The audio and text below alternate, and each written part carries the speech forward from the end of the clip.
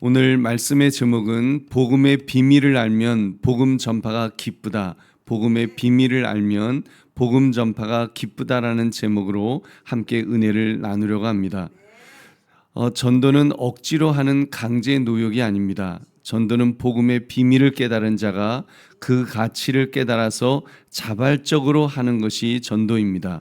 전할 수밖에 없는 뜨거운 열정을 가지고 전하는 것이 복음 전파인 것입니다.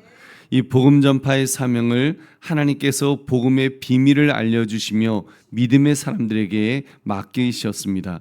그 사명을 감당해야 될 줄로 믿습니다. 여러분, 그러므로 오늘 말씀 복음의 비밀을 알면 복음 전파가 기쁘다라는 제목처럼 주님께서 나에게 보여주신 이 복음의 비밀을 제대로 깨달아서 복음 전파로 내 사역의 장을 넓히시는 이 새벽 되시기를 주의 이름으로 축원합니다. 오늘 본문의 내용을 자세히 살펴보겠습니다. 바울은 이방인에게 복음을 전하다가 어떤 상황에 처하게 되었다고 말했습니까? 우리 1절 말씀 같이 읽겠습니다. 시작. 이러므로 그리스도 예수의 일로 너희 이방인을 위하여 갇힌 자 된 나 바울이 말하거니와. 아멘. 그 바울은 갇혔다고 했습니다. 감옥에 갇히는 신세가 되었던 것입니다. 바울은 이렇게 하나님께서 영원 전부터 계획하신 이제 그 그리스도의 비밀에 대해서 지금 자기는 갇힌 자 되었지만 그 비밀을 말한다면서 이제 설명하였습니다. 자신이 그리스도의 비밀을 깨달아서 가르치게 되었다는 것이죠. 그것은 바로 유대인과 이방인이 복음으로 말미암아 그리스도 예수 안에서 함께 하나님의 기업의 상속자와 한 몸의 지체가 되고 함께 약속에 참여한 자가 되었다는 이 놀라운 소식을 그는 말하고 있습니다. 우리 6절 말씀 6절 같이 읽겠습니다. 6절 시작. 이는 이방인들이 복음으로 말미암아 그리스도 예수 안에서 함께 상속자가 되고 함께 지체가 되고 함께 약속에 참여하는 자가 됨이라. 아멘. 여러분, 사실 그 바울은 이 엄청난 이 일, 유대인과 이방인이 복음으로 말미암아 이렇게 함께 상속자가 된다는 것은 이건 어마어마한 일입니다. 왜냐하면 유대인들은 이방인은 사람으로 치지도 않았기 때문에 그런 사람들이 이제는 유대인과 이방인이 하나가 되어서 그들이 상속자가 되고 한 지체가 되고 한 약속에 참여한 자가 되었다는 이 놀라운 사실 앞에 그는 감격하고 있습니다. 또한 바울은 자신이 어떻게 하나님의 일꾼이 됐다고 말하였습니까? 우리 7절도 같이 읽겠습니다. 시작. 이 복음을 위하여 그의 능력이 역사하시는 대로 내게 주신 하나님의 은혜의 선물을 따라 내가 일꾼이 되었노라. 아멘. 자신에게 주신 하나님의 은혜의 선물을 따라서 자기는 일꾼이 되었다고 고백했습니다. 그렇습니다. 바울에게 하나님의 능력과 은혜가 역사했기 때문에 그는 복음의 일꾼으로 쓰임 받았습니다. 감옥에도 갇혔었습니다. 나 그 감옥 안에서도 기뻐할 수 있었던 것은 바로 하나님의 은혜의 경륜 때문인 줄로 믿습니다. 하나님께서는 이전 세대에는 알려지지 않은 이 복음의 비밀을 바울에게 계시하셨고, 정말 이방인과 유대인이 하나 되는 이 놀라운 사실, 그전에는 전혀 그런 것들에 대해서 생각도 못했는데 오히려 그 이방인은 그냥 그 지옥의 불쏘시개로 쓰려고 했던 그런 존재로 생각했는데 그 비밀, 이 복음의 비밀을 바울에게 계시하셨고, 바울은 그 복음의 비밀을 맡은 자로서 이제 은혜의 직분을 얻었던 것입니다. 그러므로 복음의 비밀을 깨달은 자에게는 그 복음을 전파할 사명 또한 이렇게 주어졌다고 그는 고백하였던 것입니다.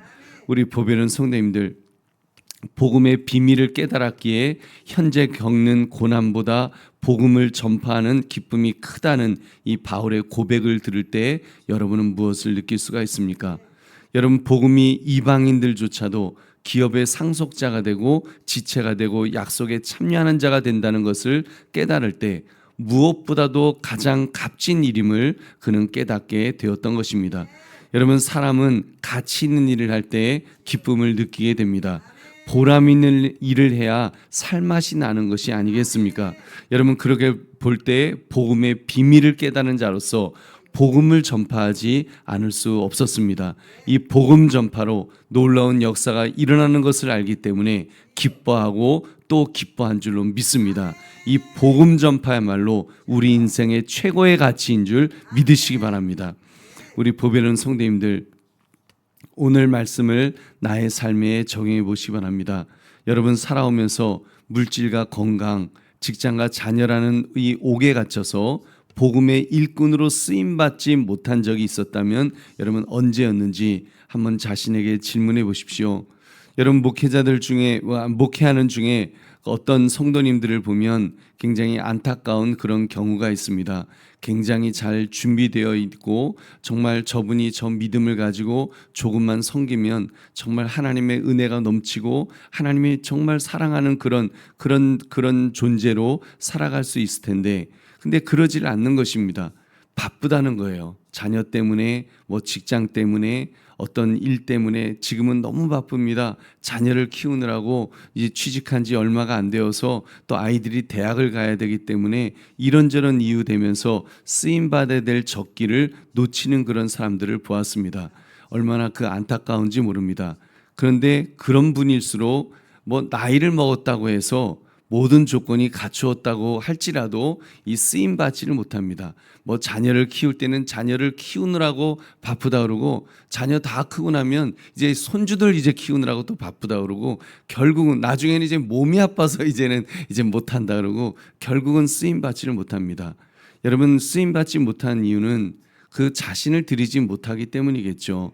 그리고 자신을 드리지 못한 이유는 복음의 비밀을 제대로 깨닫고 있지 못하기 때문에 그 가치를 느끼지 못하는 것입니다.